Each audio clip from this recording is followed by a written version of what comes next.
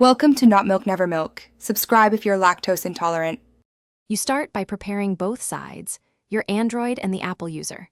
Sign into the Apple ID on their iPhone/iPad or Mac and ask them to create a FaceTime link. Once done, make sure you have the link and a compatible browser on Android. Chrome or Edge works well. You should also grant camera and microphone permissions when prompted, because without those, the call will fail. This step gets you from zero to ready to join a FaceTime session. You open the FaceTime link in your browser. This is the key moment. When the page loads, enter your name clearly so the Apple user recognizes you, then accept camera and mic prompts. These are required to transmit audio and video.